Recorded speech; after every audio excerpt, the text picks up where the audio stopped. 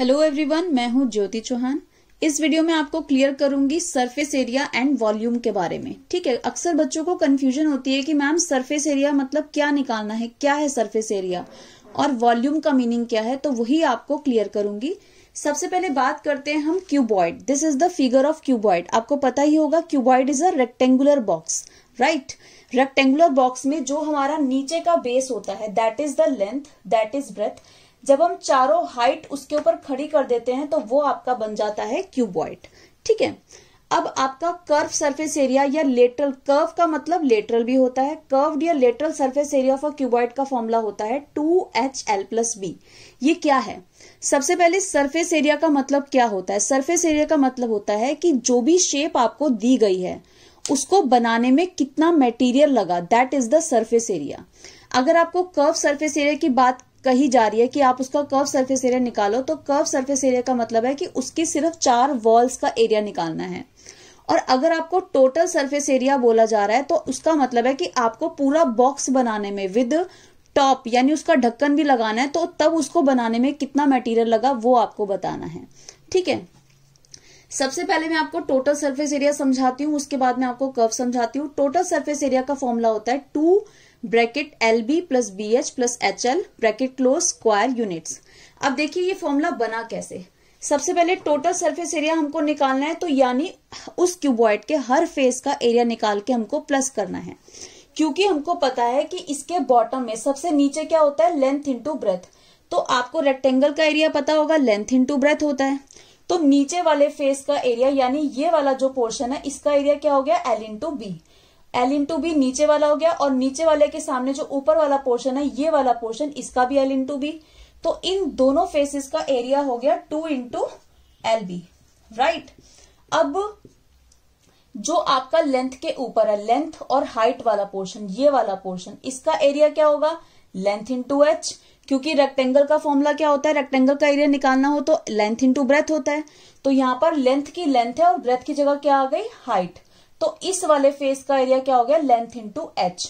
और इसके जो अपोजिट यानी ये वाला जो फेस है जो इसके पीछे, इसका पोर्शन का भी L/H। तो इसका 2 × LH या HL कुछ भी लिख सकते हैं। अब जो बेस के सामने, बेस के ऊपर जो है यानी ये और ये वाला, यानी बेस ये वाला जो छोटा वाला ये वाला जो पार्ट है इसका एरिया क्या होगा, बेस इंटू हाइट। और इसके सामने ये वाला भी बेस इंटू हाइट, तो दोनों को प्लस करेंगे तो 2 × BH हो गया। आपने सारे फेसेस का एरिया निकाल के प्लस किया। अब इसमें से क्या है, 2 आपका कॉमन है, 2 आपका बाहर आ गया, तो फॉर्मूला क्या बन गया, 2 × LB + HL + BH। ठीक है, आप चाहे तो BH पहले लिख लो, HL बाद में, उससे कोई फर्क नहीं पड़ता। तो आपका इस तरह से ये फॉर्मूला बना। तो टोटल सरफेस एरिया अगर आपको निकालना है तो आप सीधा सीधा ये फॉर्मूला लगाइए और अपना आंसर निकाल लीजिए, राइट। अब देखिए कर्व सरफेस एरिया का मतलब क्या होता है। कर्व सरफेस एरिया का मतलब होता है कि आपको 4 वॉल्स का एरिया निकालना है। आपको नीचे टॉप, ऊपर टॉप का और नीचे बॉटम का दोनों का एरिया नहीं लेना। ठीक है, तो नीचे वाला जो आपका जो बॉटम है, नीचे वाला जो पोर्शन है उसका एरिया क्या था, LB, और टॉप का एरिया भी LB था।